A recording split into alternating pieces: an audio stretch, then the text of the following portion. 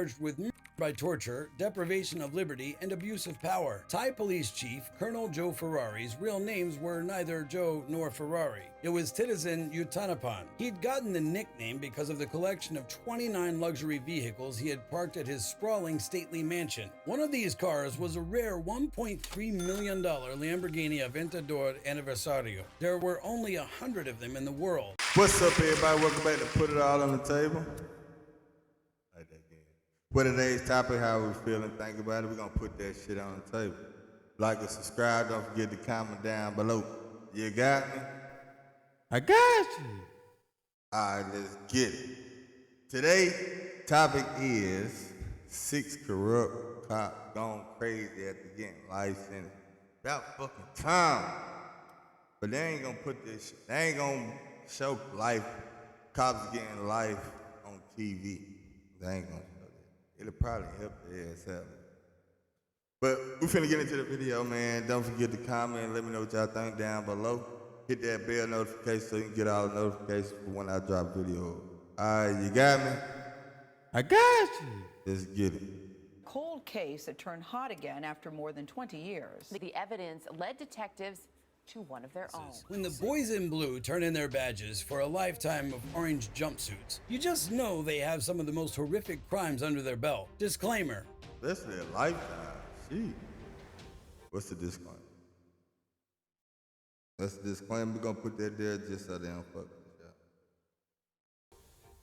Number 1. Joe Ferrari. Meet Joe Ferrari, charged with murder by torture, deprivation of liberty, and abuse of power. Thai Police Chief Colonel Joe Ferrari's real names were neither Joe nor Ferrari. It was Titizen Uttanapan. He'd gotten the nickname because of the collection of 29 luxury vehicles he had parked at his sprawling stately mansion. One of these cars was a rare $1.3 million Lamborghini Aventador Anniversario. There were only 100 of them in the world. He also had a Ferrari, 4 Porsches, 6 Mercedes-Benz, 3 Audis, and a Bentley. But believe it or So this what?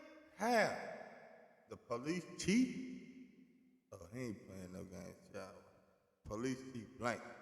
not, how this civil servant could afford such a lavish lifestyle was not what brought this dirty cop to the public eye. In August 2020, Joe and 6 other deputies tortured and murdered a 24-year-old drug dealer right Why? You got this much? What the fuck?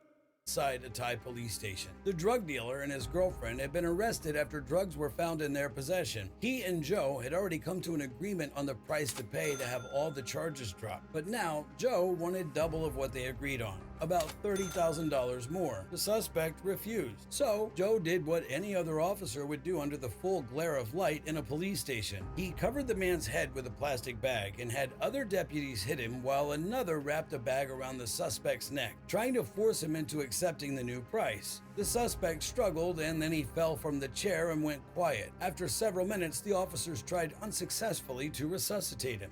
Colonel Joe tried to cover his tracks and ordered the men to take the body to the hospital and tell the doctor the death was caused by a drug overdose. They almost got away with it. Then, weeks later, a video of the incident was leaked online. Joe went on the run and crossed the borders into neighboring Myanmar. I want to know how was the video leaked. Like, ain't no, unless it was one of them cops that felt guilty about it, but how can the video be leaked? It probably come out afterwards. Somebody ain't get it all the time. What? As his subordinates were quickly rounded up. He later surrendered and was arrested and charged. They all pleaded not guilty. Joe claimed it was an accident and he only wanted information out of the suspect to bring down the drug business. Inside the court, That's cap. Bruh, what? That's cap. Like, wow, what? Doesn't even make sense. before the verdict, Joe looked healthy and was even chuckling with guards, but closed his eyes as the sentence was read. Guilty. He was given the death sentence, but it was later reduced to life imprisonment because he had tried to revive the suspect and had paid for the funeral expenses for the family. 5 of the other 6 officers involved in the case were found guilty And the funeral expenses, that. of murder and also received life sentences. A 7th, who testified against them and didn't participate, got 5 years and 4 months. Joe Ferrari might be the dirtiest police chief of all time, but they didn't call Roger Rogerson the dirtiest cop in Australia for nothing. Number 2, Roger Rogerson and Glenn Roger Rabbit. Mr. Roger Rabbit. Roger Rabbit. Meet Roger Rogerson and Glenn McNamara. They were charged with first-degree murder and possession of drugs. In May 2014, 20-year-old Jamie Gow walked into Unit 803 of the Rent-A-Space storage facility at Padstow in Sydney, Australia, along with 2 other men. He had 3 kilograms of an illicit drug on him worth $19 million. At the end of the day,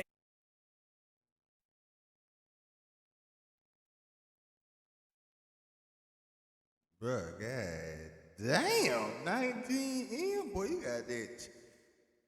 Boy, you see what type of car boy, he knew what he was doing. Jamie planned to walk away from the deal a very rich man. Little did he know that he would not be walking anywhere at all. He was murdered right in the shed. CCTV footage of the scene identified the men as New South Wales detective Roger Rogerson and Glenn McNamara. At Glenn's apartment, officers found a pillowcase containing 3 kilograms of the missing drug. Glenn and Roger were immediately arrested. 2 days later, Jamie's body was found floating off a beach in Cronulla. At trial, these seasoned officers with years of experience turned on each other to save their skin. But there was enough evidence implicating both men in planning the murder and robbery for months. Glenn had 27 meetings with the 20-year-old at a hotel, all caught on tape, and Roger's clothes had gunshot residue. There was also the CCTV shot of the 2 getting rid of Jamie's body. For detectives, these 2 weren't great at covering their tracks, and this was not even the first murder that Roger had been implicated in. Back in the 1980s, he killed a man for robbing a heroin dealer who was under police protection. The witness later turned up dead. Another time, Roger tried to kill another officer to protect a drug dealer. Roger is easily Australia's dirtiest cop. He told anyone who would listen his favorite song, "The people I shot don't go to the hospital, they go straight to the morgue." The people he shoot don't go to the house. That sounds like a rap ball. I'm putting that in one of my balls, bro. Roger Rabbit. These 2 will ever get out of prison. 75-year-old Rogers and 57-year-old Glenn were found guilty and sentenced to life in prison. Rogers and Glenn were as dirty as they come, but they're nowhere near as stupid as Jeffrey Moreland, who targeted the one person who would recognize him. Number 3, Jeffrey Moreland. Meet Jeffrey Moreland. He's been charged with 2 counts of murder and assault. For 2 years, the investigation into who murdered Kara Jo Roberts in Harrisonville, Missouri had gone nowhere. The 30-year-old mother of 2 had been found dead in her bathtub with the water running. Kara had been murdered by a gunshot wound. All investigators had to go on was DNA and a fingerprint left on a roll of duct tape that didn't come back to anyone in the system. 2 years later, the DNA linked to another murder. 75-year-old Nina Whitney, who lived in Kansas City. She was found at the bottom of the stairs in her home, a victim of a stabbing. Like Kara, the bathtub had been left running. Was a serial killer on the loose? However, unlike Kara's murder, neighbors in the area had seen a suspicious man in his 50s with a limp and a black Jeep parked by her house. Investigators got a sketch of the suspect. Nina's daughter took one look at it and knew exactly who it was. An ex-boyfriend she had last seen in 1984. Jeff? Nigga, you be that mad behind some butt? Oh. An officer with the Harrisonville Police Department. For weeks, Jeffrey evaded officers who tried to get his DNA. Then he got arrested for another crime in a different county after a woman reported that he'd assaulted her. Harrisonville officers seized their chance and swooped in for the DNA. It came back a match to the woman he'd assaulted, as well as the DNA that was found on both Kara and Nina. Jeffrey Moreland was arrested and charged with both murders. In 2013, he was found guilty of Kara's murder. Cold and emotionless, he looked on as he was sentenced to life in prison with an additional 50-year jail term. Realizing the jig was up, Jeffrey pleaded guilty to Nina's murder and was handed a 20-year sentence along with a 10-year sentence. Justice caught up very quickly with Jeffrey Moreland, but Stephanie Lazarus hit her tracks so well that it took almost 30 years for justice to catch up. Number 4, Stephanie Lazarus. Meet Stephanie Lazarus. She was charged with first-degree murder. In December 1985, 29-year-old Sherry Rasmussen got married to John Rutten, but 3 months into the marriage, the newlywed couldn't shake the feeling that someone was stalking her. 3 months into his marriage, John returned home to find his wife's car gone and her dead inside. Sherry had been fired numerous times and there were deep bite marks on her left arm. The house looked like it had been robbed and neighbors reported a rash of robberies by two Latinos. Detectives thought the two crimes were connected. They were never able to find the two men and the case went cold. 23 years later, the cold case unit took a swipe at What would make all of a sudden 23 years later say, look, what? case. They got DNA from a bite mark on Sherry's arm, but instead of leading them to a male robber, the DNA pointed to a female. The investigation led them to one of their own, Stephanie Lazarus, a star detective in the department. She'd been seeing John on and off before he met Sherry and started stalking Sherry and threatening her. Stephanie's DNA was a match to the DNA found on Sherry's body. They lured her into a room and tried to get her to confess in front of a hidden camera. Do you know John Rutten? John Rutten? Rutten. Oh, yeah, I went to school with him. Were you guys friends, close friends? Yeah, we're very close friends. Yeah? I mean, what's this all about? Stephanie was arrested and charged with after eluding justice for 26 years. Stephanie was found guilty and sentenced to 27 years to life. The jury in the above entitled action find the defendant, Stephanie Eileen Lazarus, guilty of the crime of murder of Sherry Rasmussen. Jealousy got Stephanie Lazarus locked up, but what greed made Carl Waldo do would make her case look like child's play. Number 5, Carl Walden. Meet Carl Walden. Carl Winslow, what you do, man? He was charged with 15 counts, including first-degree robbery and drug trafficking. On the 4th of July, 1998, while many people were celebrating, Sam Safar's family faced the news that he was dead. His body had been found in a bush near a deserted parking lot. The investigation into his murder went nowhere. Then, a jailhouse informant told officers that a crime ring had been operating right under their noses, led by Carl Walden, an officer with the Jacksonville Sheriff's Office. He was a hard-working cop with a sparkling record of arrests who was on his way to becoming sheriff. But underneath, Carl was as dirty as they come. In 1996, after joining the narcotics unit, Carl, along with officers Jason Poe, Reginald Bones, and Eric Sinclair, teamed up with a local drug dealer, Carl's brother-in-law, Officer James Swift Jr., to rob drug dealers of money and cocaine. They spent the money on cruises, cars, and nightclub parties. They went a step further and started targeting innocent civilians. Officer Eric worked off-duty as a security guard at a bank branch where Sammy had accounts and noticed that either Sammy or his nephew came in on Fridays to make large cash withdrawals. So he got a drug dealer to rob Hassan just as he left the bank and made away with $50,000.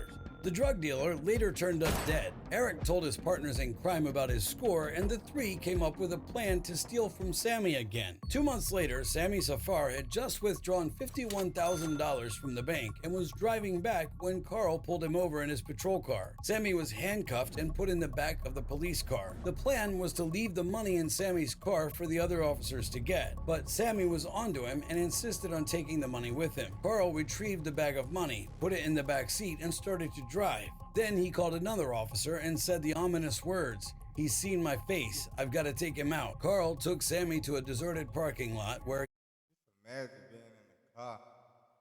Police done caught you up with some bullshit. Trying to give yourself an excuse, and then you hear him.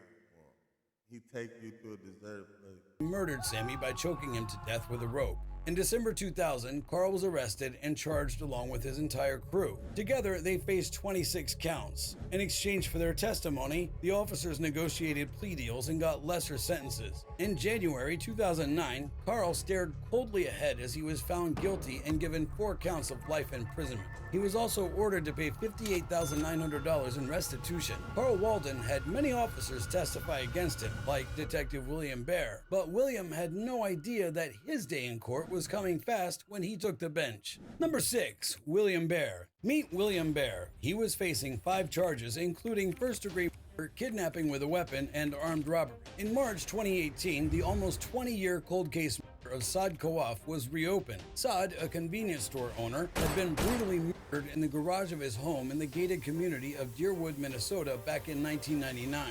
All they had were the DNA profiles of the man and woman involved in the attack. They sent the DNA samples through a family tree DNA, and it led right back to an officer in the department. William Bear, and his ex-wife, Melissa Schaefer. William was a detective with the Jacksonville Sheriff's Office. He was there for 27 years and retired in 2002, then started his own business, the William R. Bear Investigations.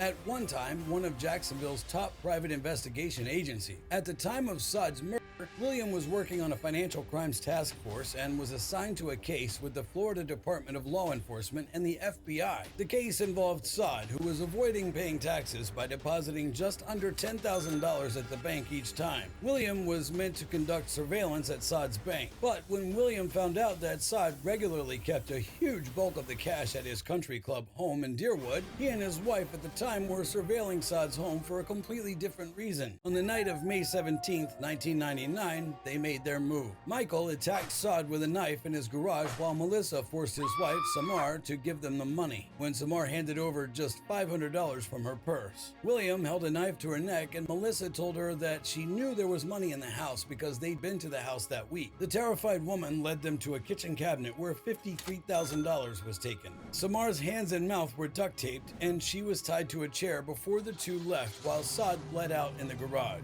21 years after Saad's murder, 64-year-old William and 50-year-old Melissa were arrested and charged with murder. Melissa pled guilty in exchange testifying against William. Are those the crimes that you're pleading guilty to today, ma'am? Yes, sir. She was later sentenced to 30 years. Finally, to avoid the death penalty, William pled guilty to all charges. At his sentence hearing, his attorney tried to play up William's achievements, which only offended the judge. He was a JSO veteran for 27 years. He served in the homicide bomb squad. He was a field training officer, patrol, corrections, inspections, intelligence, burglary, and on the motorcycle squad. William looked on as he was given 3 concurrent life sentences. Man, boy. That's what the hell they get. That's what happens, bro, when people be having too much power. And it's crazy that some of them got to live and enjoy life for so much longer. So this is crazy, bro. Let me know what y'all think down below, man. Don't forget to like, subscribe. Until next time, you got me? I got you. We out.